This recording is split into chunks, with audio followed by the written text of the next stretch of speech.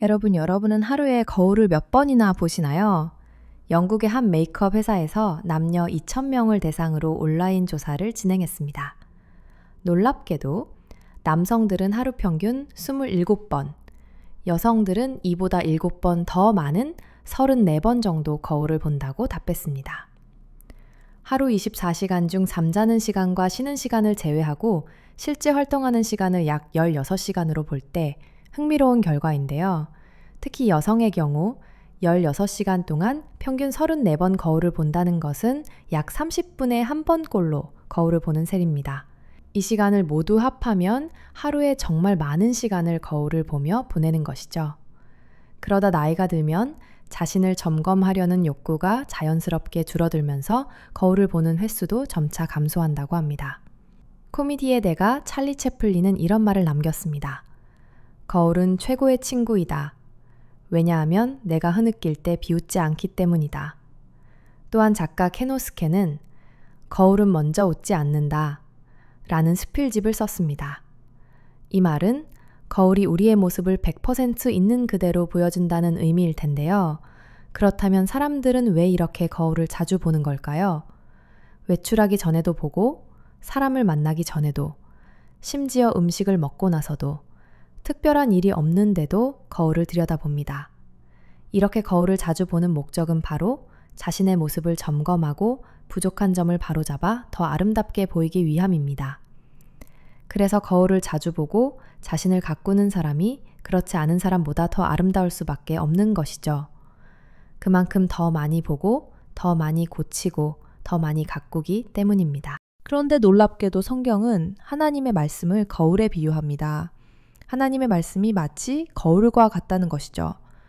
우리가 자기 얼굴을 거울에 자주 비춰보듯이 우리도 하나님의 말씀이라는 거울에 우리 자신을 자주 비춰보아야 한다는 의미입니다. 그렇지 않으면 우리 자신의 진정한 모습이 어떤지 잊어버리기 때문입니다. 야고보서 1장 23절에서 24절 말씀에 이런 구절이 있습니다.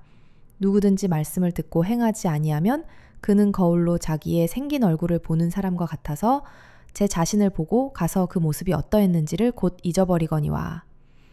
우리는 이 말씀 속에서 중요한 메시지를 발견할 수 있습니다. 우리가 거울을 자주 보며 자신을 가꾸어 더 아름답고 매력적인 사람이 되는 것처럼 하나님의 말씀이라는 거울을 자주 들여다볼수록 우리의 영혼도 하나님을 닮아 더욱 아름답고 매력적으로 변화할 것입니다. 그 이유는 바로 말씀이 곧 하나님이시기 때문입니다. 우리가 흔히 저지르는 실수 중 하나는 하나님의 말씀을 말씀 그대로 믿지 않는 것입니다. 성경은 분명히 말씀이 곧 하나님이라고 선언합니다.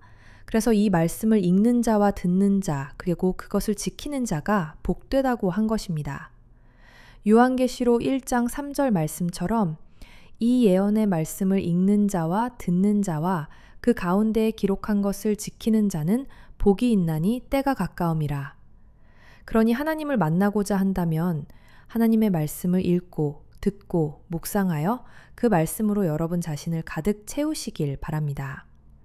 사람에게는 두 가지의 위장이 있다고 합니다. 하나는 몸을 위한 것이고 또 하나는 영혼을 위한 것입니다. 우리가 매일 먹는 음식이 육신을 위한 것이라면 우리의 영혼을 위해서는 날마다 하나님의 말씀을 먹어야 합니다. 아무리 건강한 사람이라도 음식을 먹지 않으면 건강할 수 없는 것처럼 하나님의 말씀을 먹지 않고서는 우리의 영혼이 잘 될 수가 없습니다. 세계적인 명문 의대인 존스 홉킨스 의과대학을 설립한 윌리엄 오슬러는 어제와 내일의 철문을 닫고 오늘의 충실한 삶을 살라고 말했습니다. 오슬러는 수많은 환자를 치료하면서 두 가지를 깨달았기 때문입니다. 하나는 이미 지나간 과거의 무거운 짐을 떨치지 못하고 과거에 얽매여 사는 사람들이 병실 침상의 절반을 차지하고 있었고, 다른 하나는 아직 오지도 않은 미래에 대한 근심과 걱정, 두려움에 빠져 사는 사람들이 나머지 병실 침상의 절반을 차지하고 있었다는 것입니다. 그렇다면 우리는 왜 이렇게 근심과 걱정 속에 살아갈까요? 이유는 간단합니다. 하나님의 말씀보다 근심과 걱정을 더 많이 받아들였기 때문입니다. 근심과 걱정을 이겨내는 방법 또한 간단합니다. 근심과 걱정보다 하나님의 말씀을 더 많이 채우면 됩니다.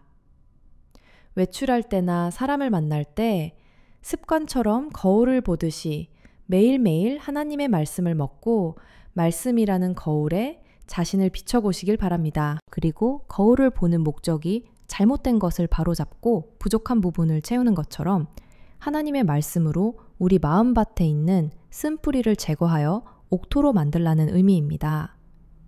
우리가 거울을 보고 눈에 눈곱이 끼어 있고 머리가 산발이며 얼굴에 무언가 묻어 있는데도 아, 엉망진창이구나 하고 그대로 두면 정말 난감하겠죠? 우리가 거울을 보고 잘못된 것을 바로잡듯이 하나님의 말씀을 보는 목적은 말씀이라는 거울에 자신을 비추어 잘못된 것은 회개하여 바로잡고 하나님이 하라고 하시는 것은 순종하여 지키기 위함입니다.